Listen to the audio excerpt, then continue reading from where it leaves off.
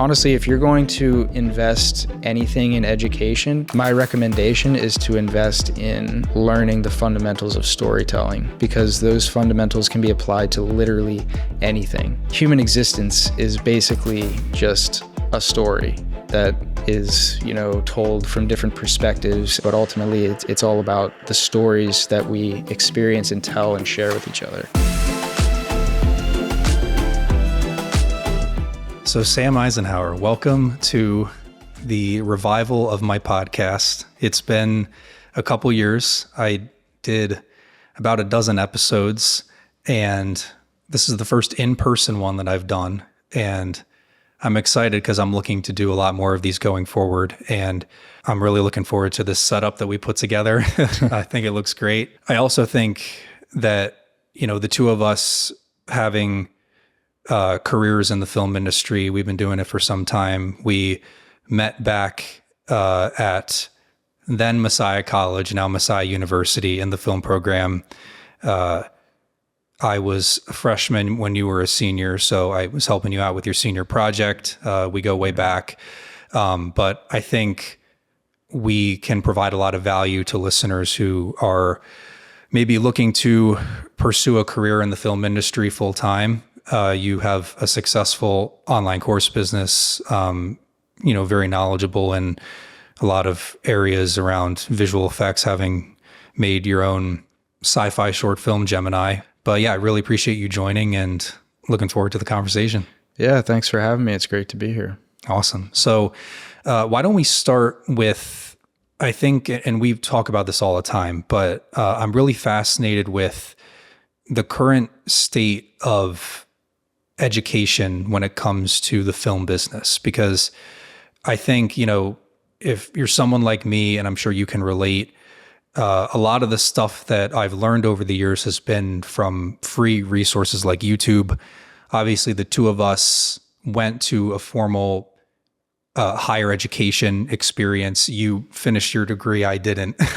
The point is, there's so many different ways that you can educate yourself to prepare you for a career in this business. And, since you finished your bachelor's degree, you were actually an adjunct professor for some time, right? And you have your own successful online course business educating other people. I think you have a really good perspective, a diverse perspective from a lot of different viewpoints on this. So if someone is looking to maybe have a change in career, maybe they're considering going to college, to study film, what would you say to someone who's looking to get into this industry, who really doesn't know where to start? They're questioning if going to college for film is worthwhile, if there are these other online alternatives that might be better.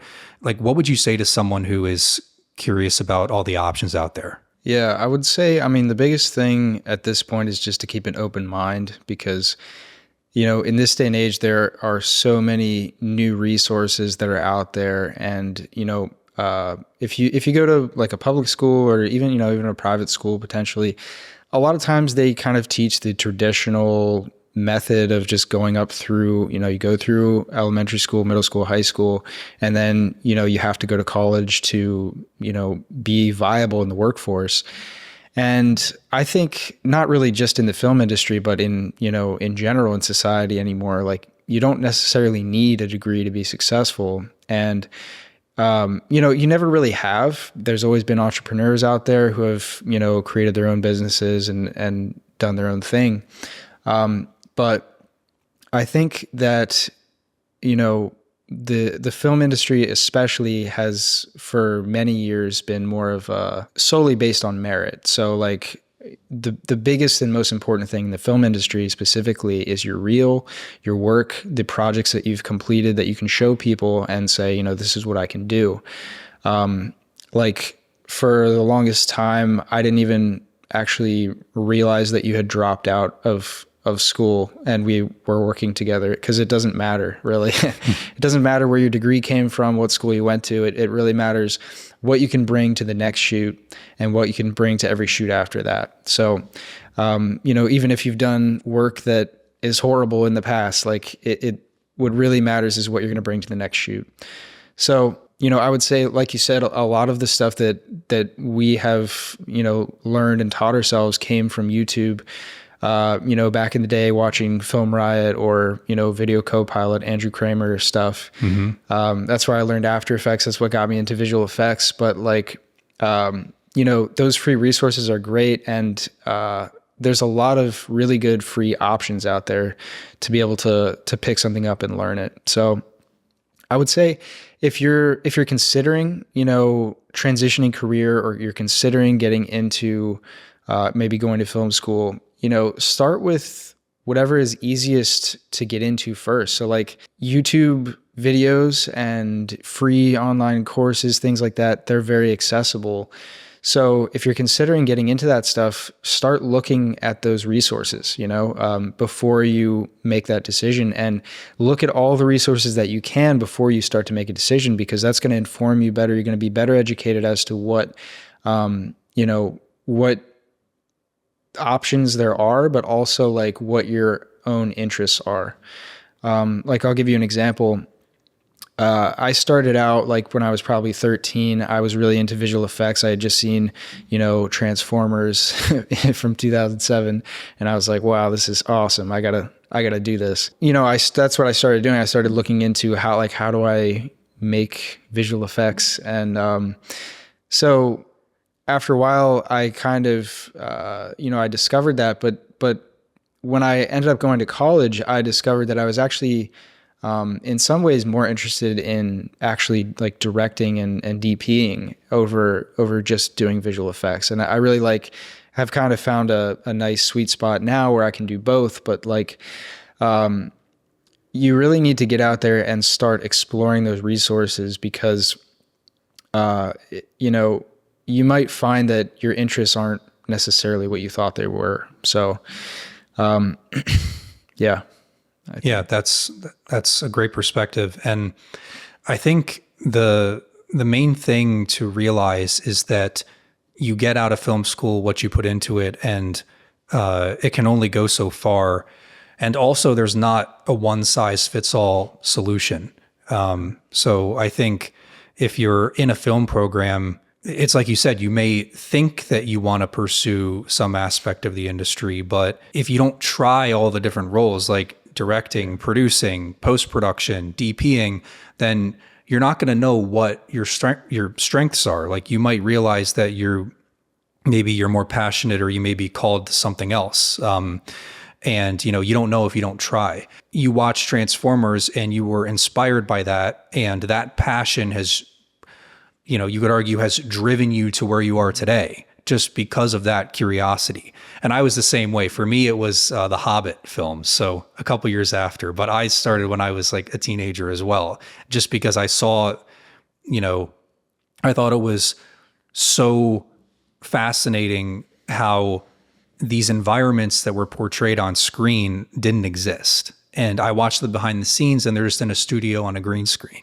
And just the movie magic of that was so cool to me. And the technology had obviously gotten to a point where a kid like me could use iMovie to, do chroma key, and I could just get a green backdrop on Amazon, and I could start experimenting with these things.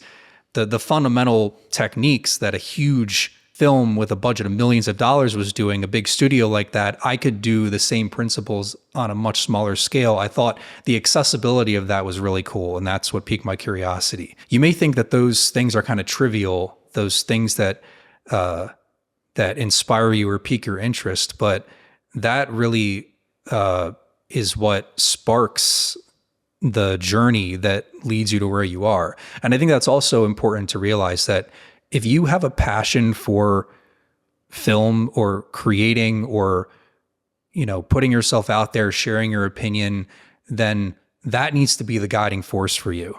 Because if you're just doing this to make money, like I can honestly say, like I've found a way to have a sustainable career in film, but I did not get into this to, get rich or anything. I got into it because I genuinely love what I do. So that would be something that I would say to people who are looking to get into this business is, if you're passionate about it, then you're really halfway there, because that's what's going to be what propels you. And there may be times that are uncertain. You don't know where your next client's going to come from, or you don't know what job you're going to take next. And if you really know deep down that this is what you love doing, then it doesn't matter how you educate yourself. If you go do a traditional 4-year degree, if you take one of your online courses, or if you watch YouTube videos, like you have to have the passion and the drive for it. But also you should be flexible too, to know, hey, I may want to be a director, but also actually after directing, then my strengths might be in producing or acting or editing. So I think there's a lot of things to keep in mind, but it's very person by person. Like, I don't know if you agree. But. Yeah, definitely. I think, I mean, yeah, like what you said about, you know, your passion being the most important thing. Like, having that, like, if you're going to get into film, if you do not have a passion for it, then you're wasting your time. You know, you and I both went to film school, so we have some experience on that. I'm sure you had the same experience as me, but there were people that went there and they just kind of went through the motions. They didn't really like go above and beyond. They just did the required work, turned in their assignments, and then, you know, left, you know, basically clocked out, and that was it. I don't really know where those people are now, but I imagine it's probably not where they like really want to be necessarily. It's kind of like if you're going to art school, it's completely worthless unless you actually are passionate about it and dedicate yourself and actually go above and beyond and develop your creative vision, because you know, creativity is not something that you can teach. It's simply, you can learn the theory and the best practices and give yourself, you know, the best chance to succeed. But creativity is something that has to come from within you and from your passions and what you know, the stories that you want to tell. If you're telling a story that you don't care about, you know, you can fake it as much as you want, but it's never going to result in something great that's being created. What's great about it now is that the technology and like what you were talking about, seeing The Hobbit and being able to apply those same concepts on your own projects, it's so accessible now. And even more so than when we were younger. I remember like I was using Windows Movie Maker. You said you were using iMovie or whatever. Mm-hmm. You know, with the wipe transitions between shots, you know, and, you know, I was inspired by what I saw in the behind the scenes videos and, you know, watching like Star Wars. I grew up watching the prequels, obviously, and those were very inspiring. But like, you know, filming a lightsaber duel in the yard and being like, you know, we'll edit the rest of it in later, the background. Yeah. Which never happened, obviously. But having those tools accessible, like Windows Movie Maker was free at the time, and that was pretty much the only free program that you could use for video editing and for, you know, anything. And then like iMovie, basically. So now, I mean, there's tons of free programs out there. There's free editing programs, like DaVinci Resolve even is free if you use the free version. And yeah, I think you can edit up to 4K footage now or something like that. It used to be 1080p, but I think it's 4K now. You know, the power of some of these free programs, and like obviously Unreal Engine, I have all these courses on Unreal Engine. It's completely free to use. You don't have to pay a cent to use it. It's being used on projects like Dune 2. It was used for previs on that project. It's, you know, used for virtual production in The Batman, The Mandalorian, tons of Netflix productions. It's become a huge industry. I believe last year it was valued at $2.1 billion, supposed to triple by 2030. So up to over $6 billion industry. And, you know, the heart of the industry is a free program that anybody can use. Right. So like part of what we've done is to make it even more accessible by teaching people how to use it, because obviously, you know, it's an advanced tool. It's a game engine. It's something that's used by industry professionals. And, you know, as a result, it's got a lot of features. So it's not the easiest thing to learn. And, when I was starting out learning Unreal Engine, I think it was like 4 years ago, I learned it simply because it was free, because it was accessible, and because it was a high quality, product. I saw a demo. It was called a Rebirth by Quixel made it. It was a Quixel demo. And I saw that, and once again, I was inspired, and I was like, wow, like I could actually do this. This stuff is free. There's no reason that I couldn't create this myself. And so I downloaded the program, started messing with it for my film Gemini, did some kind of pre-visualization concepts and started learning the program, and then, slowly have learned it on my own for the past 4 years. And it was a rigorous process. Like, it was not easy, especially with a program like Unreal Engine, trying to find tutorials on YouTube and stuff that are actually up to date and relevant. But also just simply not having much background in 3D graphics and stuff like that. Like, I just didn't even know what to look for. Where do you start with that? Right. So that's why we created our free beginner course for Unreal Engine.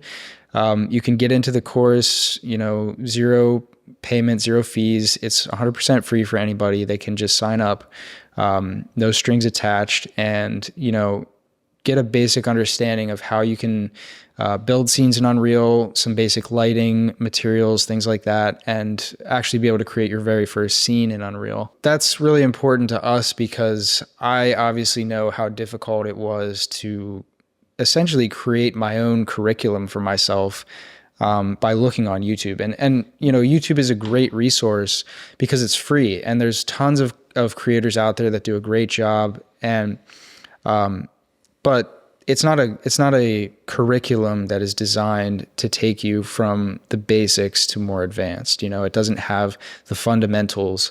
It's mostly people on there making quick videos about, like, here's how you do this little thing, or here's how you, change the skylight or whatever. Developing the fundamentals is key for any industry and for any aspect of the industry. So what I've done is kind of dedicated a lot of time in creating courses to help filmmakers and visual effects artists develop their fundamental skills. So we also have a visual storytelling course. And honestly, if you're going to invest anything in education, my recommendation is to invest in learning the fundamentals of storytelling, because those fundamentals can be applied to literally anything. Human existence is basically just a story that is, told from different perspectives and, from different experiences. But ultimately, it's all about the stories that we experience and tell and share with each other. You can apply that to a lot of different other jobs and careers. If you're doing a presentation or just having communication skills and just knowing how to tell a good story is much more than just something that you put on a screen. Yeah, definitely. Yeah, 100%. And like, having done a few different things and worked, odd jobs or just like, even just in running my own business, storytelling is key. Like, if you're going to create a good advertising campaign, a good marketing campaign, or, just a good commercial, whatever it is, like, it's essentially, you're telling a story. You're telling the story of,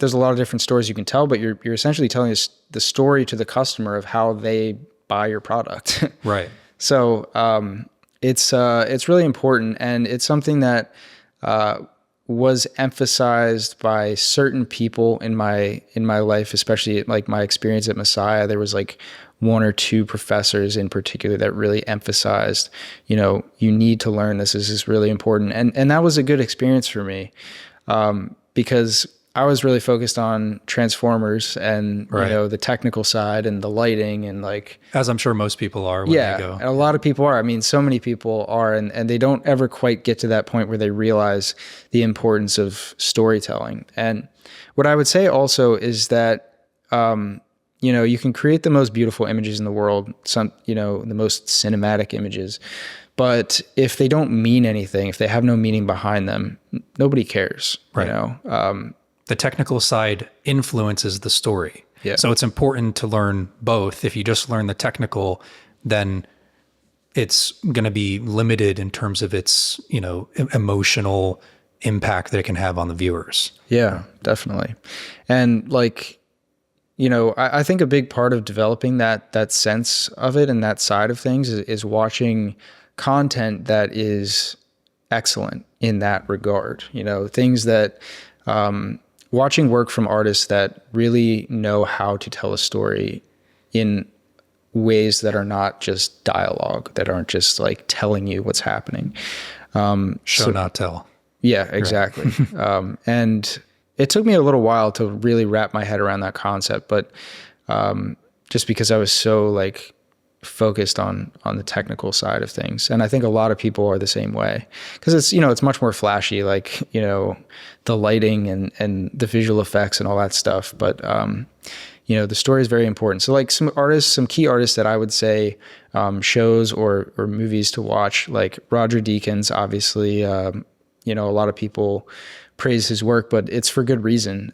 He does exactly what's needed to tell the story. He's not afraid to get gritty, like if a shot shouldn't look beautiful, like if the lighting if the story doesn't call for the lighting to be, beautiful and well lit and whatever, he's not afraid to get a little more gritty and a little more naturalistic if the story calls for it. And that, adherence to what the story demands is what really makes his work in a cohesive way much more impactful and beautiful as a cohesive piece. If you take like individual shots from his work, obviously he's created some of the most beautiful images that are ever put to screen. But like, if you look at some of the just random shots from his films, you look at them and be like, I mean, I could do that. That's not hard to do. It's not like that shot is anything crazy or, super special. But when you put it in the context of all the other shots around it and the story, you're like, oh, wow, that's like, there is intentionality perfect. Behind it. it. Like that's the perfect shot. Like that's where the camera should be for this shot, and that's what the lighting should look like. But if you just take that out of context, you're like, okay, it's bland, whatever, So realizing that is like, that's what like maturing as a filmmaker is really, that's where it really comes into play, I think. But right. So from what you're saying, with film school in general, or educating yourself in that sort of environment. And of course, I think that higher education has its place for a lot of different careers, in the STEM field. We're just talking about the film industry here. And it's very case by case, just to make that clear. But from what you're saying, I don't think that anyone should go into a 4-year film degree thinking that they're getting some top secret information unveiled that these professors have that is just not already out there. Yeah. And, I just believe that based on everything that I saw that was in the presentations, a lot of them were using YouTube videos that I had already seen, or, I've told the story a couple times of, they were using the website called No Film School in film school. So the irony was, overwhelming there. Right. But just coming at it from that point of view is that the information is already out there. Now, given that, it changes, once you understand that, it changes your entire approach to how you go about your education, because you realize that, okay, this is being presented to me in a specific way that is easier to digest, but this theory is meant to be applied. It's not just memorization. These are not even instructions. They're a guidebook for, how you can apply these principles to your own work. And that's one of the reasons why during my time at Messiah, I wanted to go on a senior film project set as a freshman because I knew that it would expand my horizons beyond the classes that I was taking. I also wrote for a blog called Cinema Bloggraphy. And I really wanted to go the extra mile because I knew that would expand my network, and it certainly has. Like if I didn't want to do that, then we probably would never have met, or we wouldn't have worked on anything, or wouldn't be filming this podcast right now. Yeah. And it was just having that mindset of doing more. And that's not just in the college environment, but in, if people are taking your courses, if you just go through the motions and you don't apply it, you're not going to do very much. So I suppose my next question is, given the accessibility of information and technology out there, how should you, as someone who is learning and wants to really indulge this knowledge, what should your mindset be, and how should you approach courses or college or YouTube videos? And what has your perspective been like that as an educator, and how you put together lesson plans, knowing that you have to apply more than just, memorizing terms? Like you have to actually put this into practice and translate this into results. So what's your perspective on that, given the accessibility and how ubiquitous information is out there from an educator's perspective like yourself, and also someone who wants to educate themselves?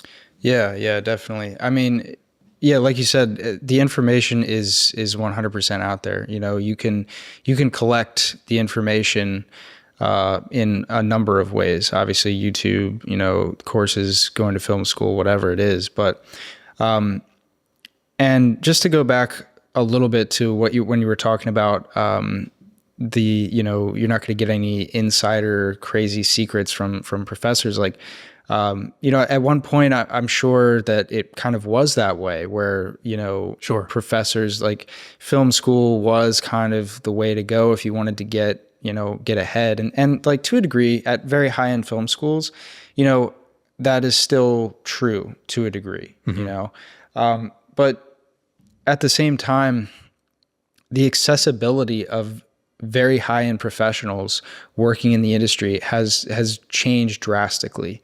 You can now message or DM somebody on Instagram who has worked on major Hollywood productions, who has all this insider knowledge of how things work and what things work and what things don't.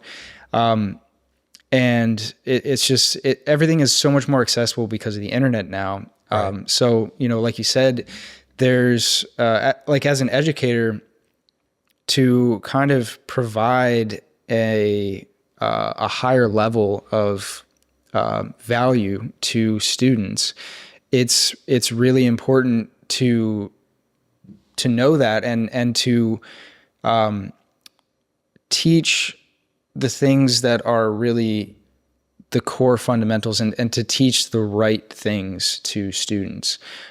Because just the volume of information that's out there, it's simply not feasible to, pack it all into one course necessarily. Obviously with online courses, that becomes a little bit more feasible. Mm-hmm. Like, I taught a semester at Messiah, and, you have to get in the building. You have a few hours, like, my class, it was like 3 hours a day for 2 days a week, I think it was. And, that's a decent amount of time, but ultimately the resulting number of hours that are spent there is not nearly enough to be able to teach everything on a topic. So even if you spend a few semesters studying one topic, you're still not going to cover all of the information that's out there. So what it really boils down to is, as an educator, you have to give students the seed of what is most important so that they grow in the right direction. Right. you know, so like that's what I really try to focus on. And as somebody who is looking to educate themselves, that is also, the best way to look at it is like, I need to focus on the important things to start and really have good fundamentals and a solid base of knowledge. And then I can expand in all different directions from there. But like really having a solid foundation is the most important thing. And so, like we were just talking about, like, learning about storytelling, and that type of stuff is really, I would say, key in developing that. Yeah, I remember you told me when I asked you about your experience being an adjunct professor, you said that it's much more beneficial to talk about those fundamentals instead of specific functions in specific softwares, because different people might want to use different programs. And if you are being exclusive to just one way of doing things, then I guess you're putting some limitations on the overall message and lesson that you're teaching. Yeah. So when you're talking about storytelling and ways to implement it through visual effects, I think that can relate to a lot of different students all at once. And you can use Unreal Engine as an example of how that can be applied, but it doesn't necessarily mean that you have to use the specific set of steps. You can you can approach it from a versatile mindset of, as long as you understand fundamentals, then there are various different ways that you can carry them out. Right. Yeah, definitely. And like as a student, somebody trying to learn, like, I would say the most important thing obviously is like to focus on those fundamentals and then to take it upon yourself to learn the rest, to learn the details and figure them out. But what I would say really the biggest thing is, as a student of anything, somebody trying to learn, you need to learn how to learn, and how to teach yourself things. That is really the most important thing. And to know, like, if you know if you know how to find information, how to go about finding information, how to go about learning something, how to go about learning a skill, a technique, whatever it is, if you learn how to do that, how to learn, then you are going to be able to figure out anything. And you're also going to get the most out of any course or any, film program, whatever it is, anything that you do, to enhance your knowledge. You're going to maximize the results that you get from that. So just being a student of life, learning how to learn is really like the most important thing to be successful. And if you look at anybody, you look at the people at the top of their field, the richest people in the world, or, most successful business owners, most successful filmmakers, they never stop learning. And that's completely necessary because every field is constantly developing, it's constantly evolving. Right. And so if you are not continuing to learn and develop yourself, even as a seasoned veteran, you're just not going to remain relevant. And it's become especially true in recent years because technology has just absolutely exponentially taken off. We have AI coming into the game now, and all this other technology, and it's just, there's no way to remain relevant unless you are continuing to learn and unless you are dedicated and passionate about learning. So yeah, I love that mindset of never being content with your knowledge, regardless of how much experience you have, and just humbling yourself. And because otherwise you're going to get complacent and you'll be, my methods of doing things are just fine. But then you may have, some other businesses or competitors that have adapted more efficient ways of doing things. And that's going to be a problem eventually. So just trying to stay on top of that.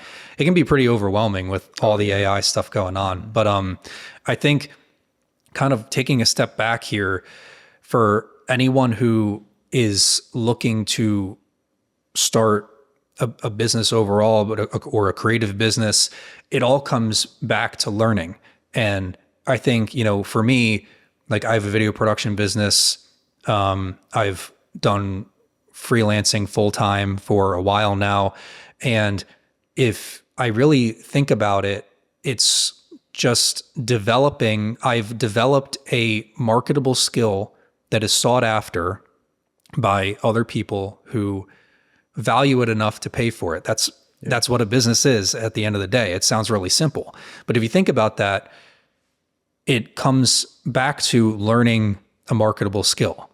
And you really can't have a successful business in place unless you become good at, like you said, being a good learner. And people may assume, I know how to learn. It's just it's just something that it's an instinct. But sure, to a degree it might be, but there are ways to optimize yourself to be a better learner, like you were talking about. And I think when it comes to developing a skill set that you're using in your career, or it could just be outside of a professional setting, if you just want to be a better communicator, in friendship or relationship or anything, like you're just learning how to do that. There's so many other ways to apply that. But I think in the context of having a business, if we can just talk about like entrepreneurship for a second, I think it can be very intimidating to get into, especially if, the impression that I got at Messiah, and then I ended up transferring to Temple for another year, Temple University, and they're very different sizes. One's private, one's public, but the understanding or the impression that I got from both of those is they're really catering the experience to one specific type of person. Like I got the impression it's if you want to work in Hollywood on huge movie sets and learning all of the on-set terminology, and there was a big focus on that. Now, obviously I didn't do the 4 years, so that might have changed. But I think for someone who wants to be a freelancer, like there was not nearly enough emphasis, I think, on the business side of things, like how to market yourself, how to develop and negotiate prices, how to be on calls and articulate your services, how to just really the infrastructure that you have to have in place financially, and the equipment, how to hire people and manage people, and potentially have employees. I just think, I guess the response to this would be, go get a business degree or do a minor in business. But I think, and I don't know if you'd agree, but I think that is a huge component of your success. If you want to do something on your own and have a creative business, whether it's doing online courses, or in my case, like I do freelance video production,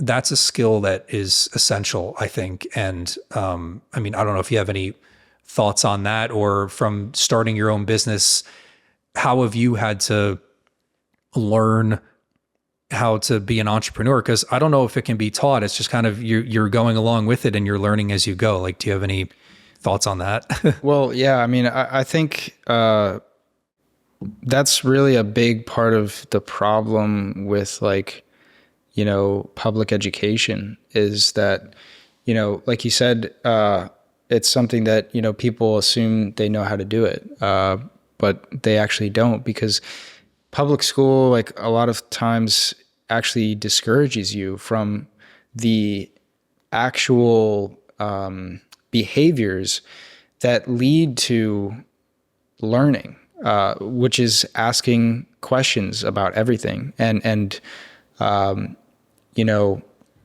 wanting to explore and dive deeper and questioning everything. Like in public school, a lot of times you are expected to, you're given information, you're expected to accept that information as it is and regurgitate it on an exam to be able to prove that you heard it, you digested it, and then you can now demonstrate that you remember that. That's not real learning. Real learning is actually getting your hands dirty and doing something and developing your own methods of doing something or your own understanding of a topic. Now, obviously there are objective truths and things like that. But we're talking about a more subjective field here. We're talking about, right. Like in school, you don't learn how to learn in a subjective field so much. You learn about math, which is very objective. Like math is really not very subjective. So you learn how to learn about those things, and same thing with like science and whatever. But you don't learn how to learn in a creative way. And that's what's honestly one of the most important skills to have as an entrepreneur, because that's what you're doing. You're creating. And that's what really most worthwhile things, things that make you feel fulfilled are things that you are creating something. So I would say like that's one of the biggest problems with our education system is just that like you don't learn how to actually learn for real. You think you know how to learn, but you actually don't know how to learn. Kind of getting back to your original question, as an entrepreneur, like, and somebody in the industry and actually doing things, working in the industry, like, breaking away from that mindset of, not questioning things and not, taking it into your own hands and learning on your own, and really just like diving into something and just doing it. Like if you're interested in filmmaking, go make a film. That's the biggest thing. That's the best thing that you can really do. Like that's what I did with Gemini. And like you were talking about, you wanted to get, actual on-set experience. That's why you came and, we worked on our senior project together. Like, it's the best way to learn because you're exposed to it. You throw yourself to the wolves and you learn. It's kind of like if you want to learn Spanish, then maybe live in a Spanish speaking country for a couple of months because you're just immersed in it. Yeah. You will definitely learn because, if you need water, you're going to have to figure it out somehow. So, right. But now, like, my question for you is, having your own freelance business, obviously, because you have a lot more experience in that field than I do. What would you say is like the most important part or like what is key, or what did you learn after, some time doing it, that you realize like this is how, I need to get clients like this.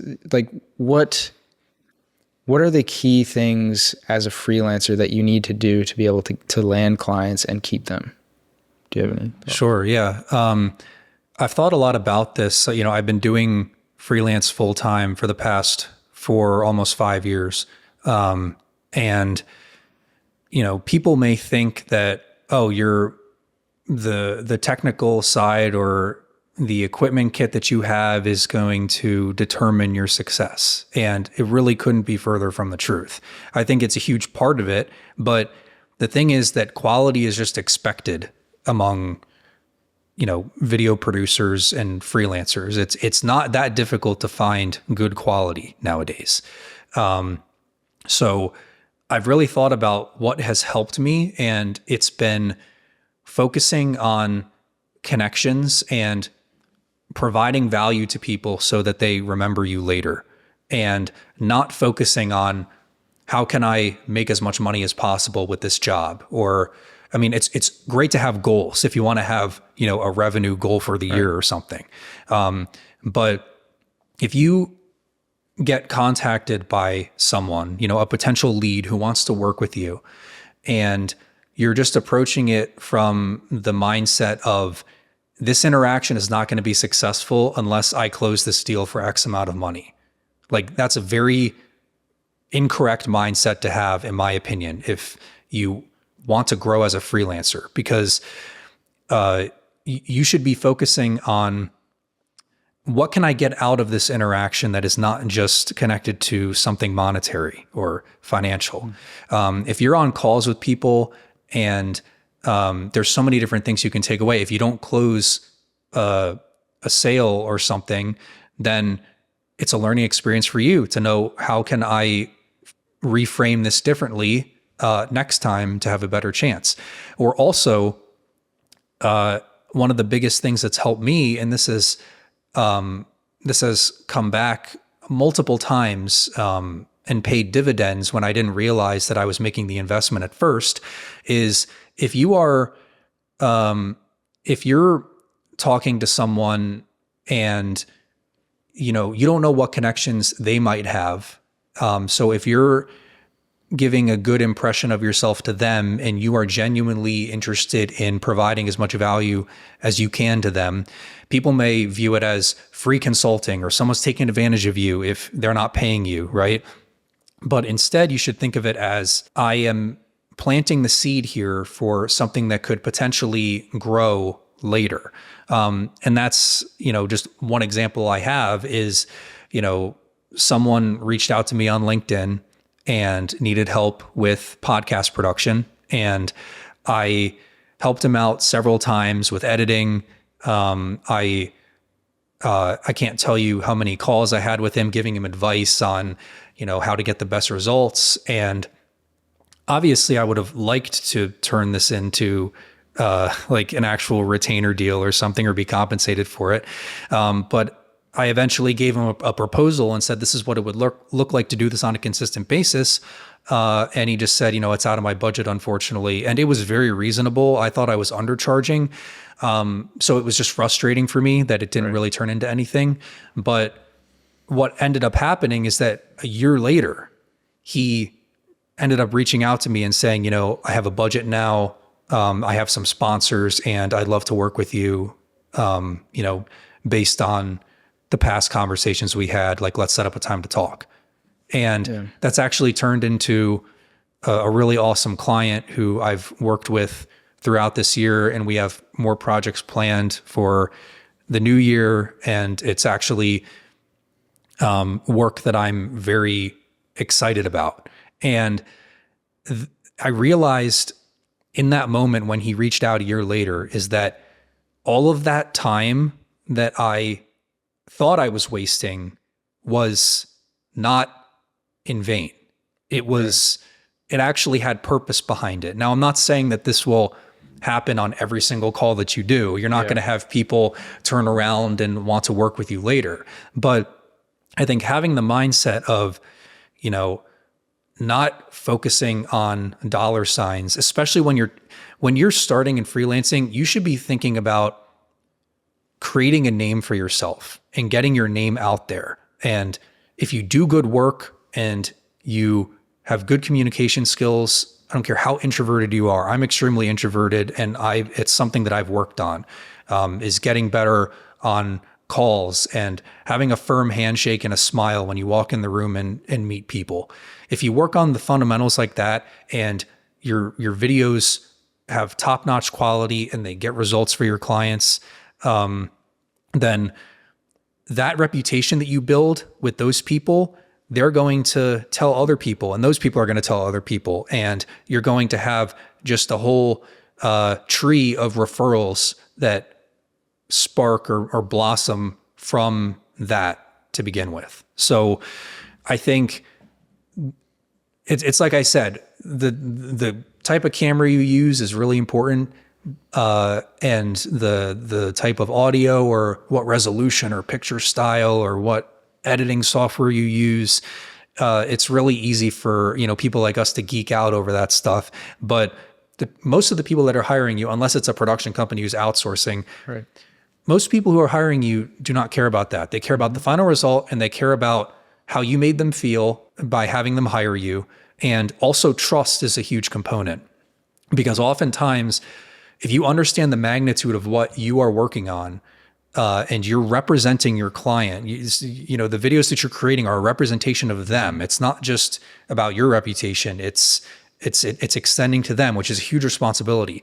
If you realize that, and get your clients to trust you and enjoy working with you, and if the final product gets them the results that they're looking for, then it's all about having them remember you so that they will tell other people and that they will keep hiring you for things down the road. And this is even if they might be, your one client might be working at a company, right? They might be a marketing director. They might leave and go to another company as a marketing director. And they might bring you back to work with them at that company because of that initial time working together. So it's not just about, like, you have to take every opportunity so seriously, seize it, and not think that you have to view it as like an audition for future referrals that you might get. Because if, it can seem like a lot of pressure, which it is, and you should treat it as such. But really focusing on those things like building trust, your reputation, getting your name out there, not focusing on revenue at first. Obviously that's important and you don't want to be taken advantage of, but just focus on providing value and being trusted. And that will really help you down the road more so than the technical skills. Yeah. I know that was a lot, but I think that boils it down. Yeah, I think that's a really good point. I mean, if you just think about it, like, people really remember it, just even if you go out of your way to just do something small, like it makes a big difference if you provide just a little bit of extra convenience for people, like if even just something as simple as holding a door, like it could be that simple, but like it can go a lot farther than that, like, those little things I think really go a long way, because I do think a lot of people out there don't focus on those things, and they are just playing more of a numbers game, like where they're just like, okay, I have to, close this many sales today. And if I do that at this number, then I'm good to go for the week or good to go for the month, whatever it is. But I think what you're talking about is more playing the long game, like that's more of a short-term game of like, okay, I'm good for the next 2 months. Right. And then I got to find new clients. But if you I think there's a lot of value in what you're talking about, because if you get good quality clients, like it's a big time investment up front. And that's what I think a lot of people, that's where they get hung up, is that I'm sure that, you probably had a good period of time where you weren't really making any money, or you weren't making as much money as you wanted to. But, it takes some time to get in the industry, get your foot in the door, and like find the good clients that you want to work with. And, if you can develop a good relationship like that, like you're talking about, I think that's far more valuable in the long run, than just trying to get some sales. Now, my other question, I guess, is on the other end of that spectrum, what has your experience been like with having to kind of draw the line with clients? Because, obviously there is a point where it's like, okay, this is as much as I can provide for you. Right. And you don't want to be just, needlessly, torturing yourself with free work that gets you nowhere. So like I guess just talk about like the sternness side of things. Like, where do you need to be more stern? Like what's the dynamic on that? Right. It's a great question. And I think there's a balance for sure. And that scale will change depending on the more that your services are demanded and the more that you've built up your portfolio and your network and people wanting to work with you. It's like I said, when you're first starting out and you really don't have any clients and no one knows what you're capable of, and you don't have a portfolio, then I think it is very reasonable to do free work. And I know free work is very controversial in this business, saying, you need to be compensated for every single microsecond of work that you are doing for people. And I do think it's important to have respect for yourself and your work. But in the context of starting out as a freelancer, I think you that really shouldn't be a priority for the reasons that I just talked about. You should be much more focused on developing connections with people, and providing value to people so that they remember you. But I think aside from that, you will eventually need to be selective with the work that you take on. And the more work that you get, the more that you can draw that line and be selective. And it's very difficult. I've only started doing that over the past couple months of, I don't split hairs over if I send a quote to someone and they ghost me or they end up saying it's out of their budget. I won't say, hey, let me scramble to send you another estimate that's 50% off just so I can work with you. Because, I've developed this abundance mindset where I have other people that have the budgets, that are doing work that I'm passionate about, that I would love to help with. And I don't need to work with everybody that reaches out to me. I mean, I'd love to, but it's, I draw the line in that sense of, if you don't have the budget, then, perhaps I can refer you to someone else if I know someone. But also I think it's important that you need to respect that these are not just me, but videographers and editors, like these are standard industry rates. And I think this is what you should respect these budgets. And, I'd love to come down, but I have these other clients who have the budgets and I need to give them priority. So that's one way of explaining it. But also I think that also applies to turnaround times, like we were talking about. Now you can obviously outline a revisions timeline in your agreements that you have with people, saying we have a limited number of revisions and it's in this number of business days. But oftentimes when you're starting out, you might send something and then they'll request a revision and they'll say, oh, we need it, by 5 p.m. and it's like 2:00 and you're editing other things. And it's very difficult. And I've done this so many times where I'll drop what I'm doing. I'll go and I'll do whatever's humanly possible to get this turned around by 5 p.m. just because that's the request. Because I think in my mind that if I don't, it's going to jeopardize the working relationship and they might not hire me for other things and they're going to think that I'm lazy. And that can just be a really toxic way to work with things, because then, I find myself staying up late and not having, personal time to get rest in and, do essential things like just taking care of myself and having self-respect. And I'm putting work above that, which is a place that you shouldn't be in. But I think we've talked about this before, but it counterintuitively will make people respect you more when you set those boundaries. Instead of thinking, oh, if I do this, then they're not going to respect me and they're going to think that I'm, it's very situation dependent, obviously.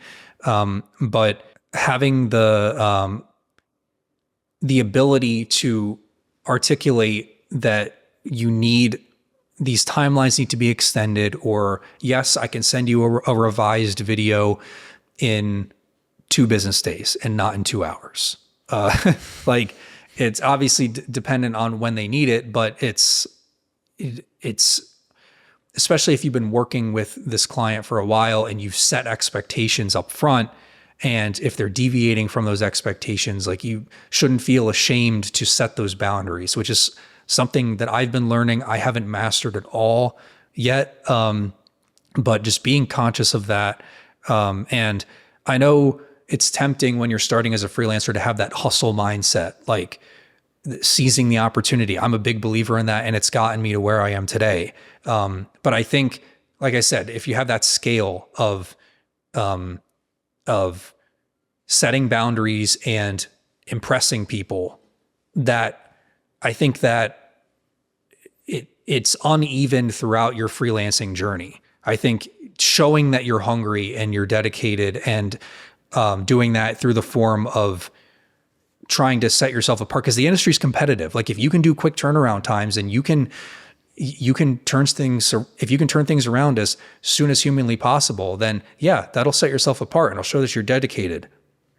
But also the more work that you get on your plate, you can start to balance that out a little bit more and draw that line somewhere with people. So I just think in general, it depends on how much work you have on your plate and what have you determined your time to be worth once you've established your portfolio and your client list and the equipment that you're bringing to the table, the experience you have, the consultation that you can provide, all of that is worth something eventually, and you develop your rates. And I think if people, want to get discounts from you for whatever reason, just to save, you can say like, look, I'd love to work with you, but these are my rates. And this is what my time is worth based on the work that I currently have. And I have to respect that. But I think it's not just a simple answer like that, because it depends on the current state of your business and what you have going on. Yeah. Like if you're in a slow season, then yeah, maybe you would give a discount because some work is better than none. So I think it's very situation dependent. It's very business dependent. It's dependent on your experience and what you have to bring to the table. But I think those are some thoughts on that. And it's something that I haven't figured that out, like the perfect balance of having those boundaries and doing whatever's possible to impress a client. I think it is a balance and it's situation dependent. So I don't know if that made sense at all, but yeah. I think, well, just a quick question basically was like, how do you identify, somebody who might be a good contact, who you are willing to go out of the way to, kind of maybe do something for free or give them a discount, whatever, when you're starting out? Because that's a problem, I think, a lot of times for people is like, they would hear that advice and it's good advice, but it's like, depending on the person, they might get taken advantage of more than somebody else or whatever. So like, how do you set yourself up for the best chance of having a successful relationship with a client? And also like, how do you identify a good potential client? And what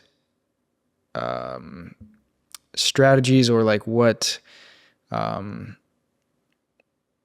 stipulations or whatever can you put in place to protect yourself from bad client relationships? So like, I'll give you an example, like to protect yourself from something like you get a music video client and you get the location and you're good to go. You got the crew there. You got a couple people to help out and they call you and they're like, hey man, my car died. I don't think I'm going to make it.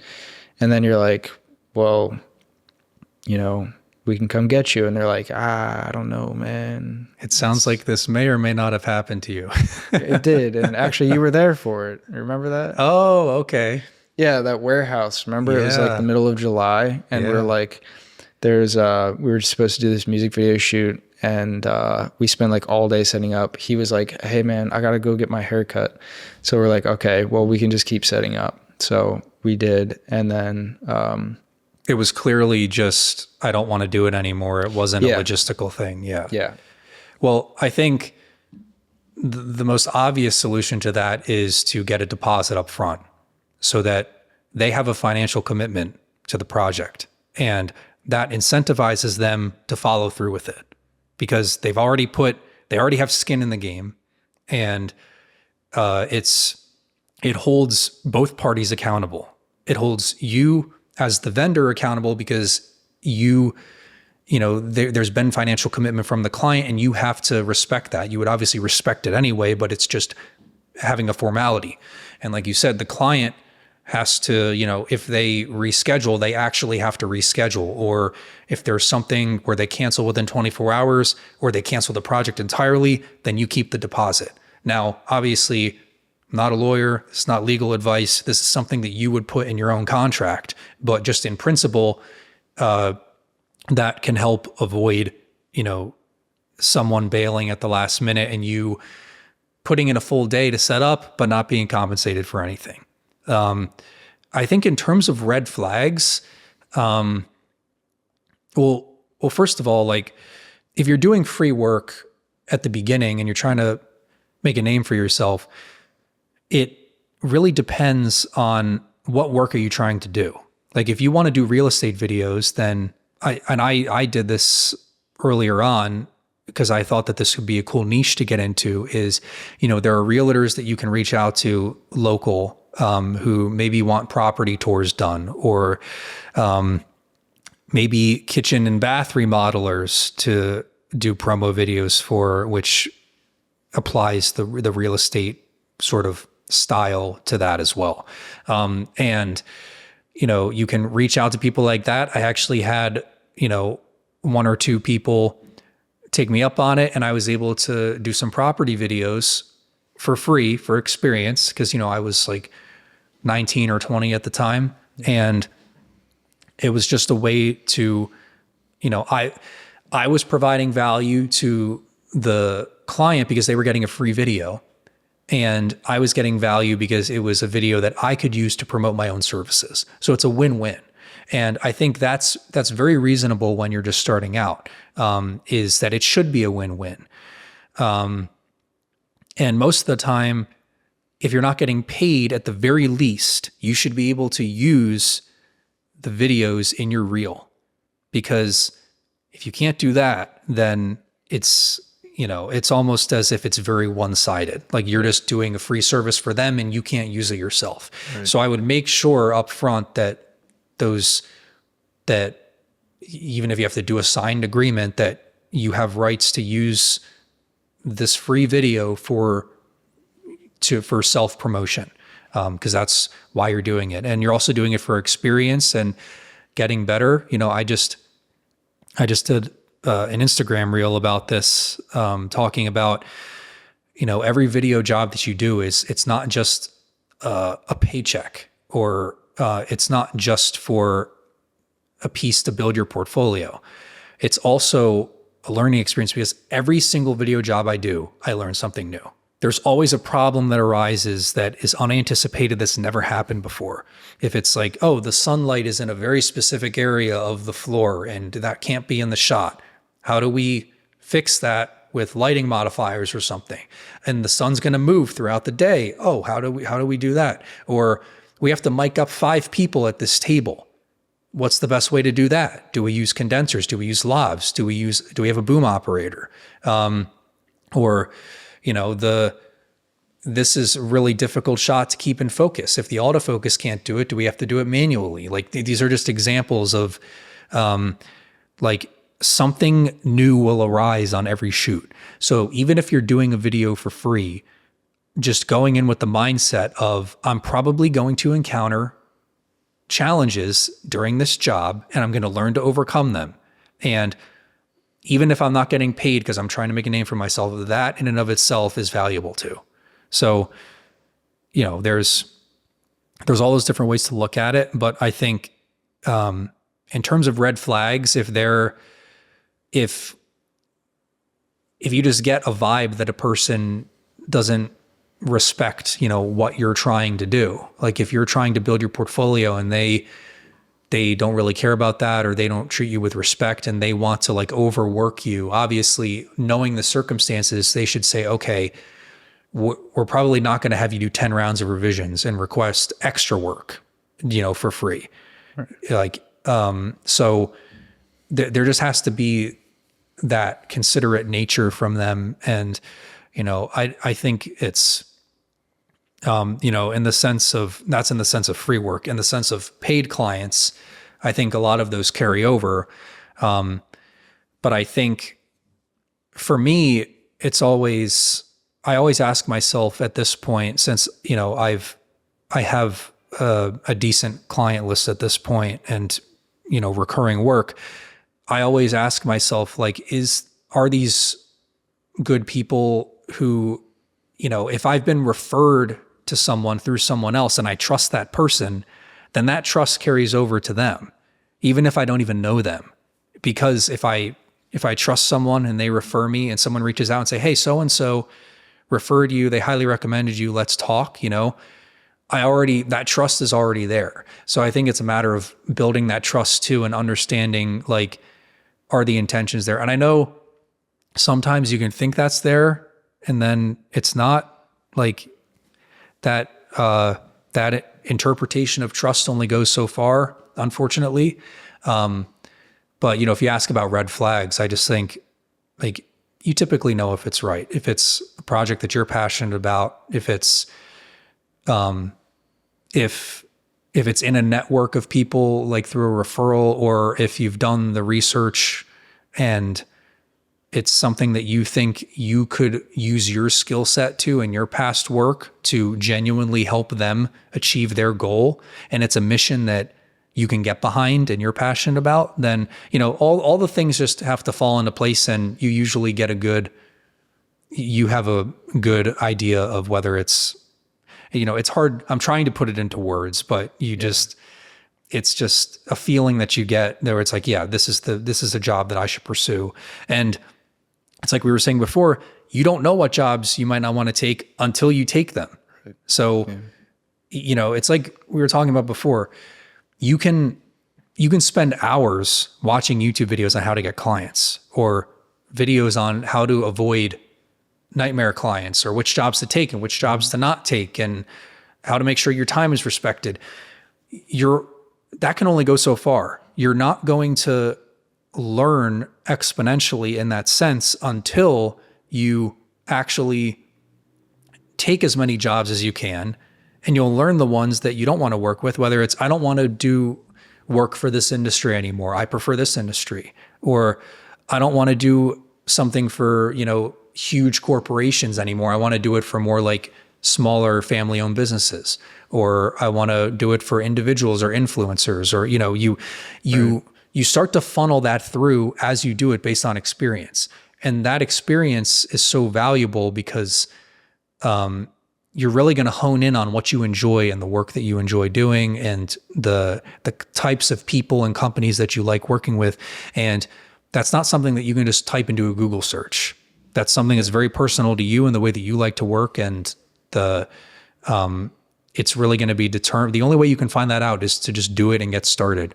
And I think oftentimes there's like analysis paralysis, where you're just thinking, you're analyzing ways to become a good freelancer, whereas you're going to learn a lot more by just taking freelance jobs as you can and getting the ball rolling. And it will compound over time, and it will build, and you'll keep building momentum. It's all about momentum. Like, once you have 2 clients that are happy and love what you did, then it's going to give you confidence to keep doing more. So I'm a huge proponent of, learning by doing. It's to a certain extent, of course, like you have to do the classroom work or the online courses or the YouTube videos and seeking out information yourself. But if you don't put that into practice, you're not going to learn what clients you don't want to work with, or you're not going to learn what videos you like to work on, or what industries or what niche you want to do.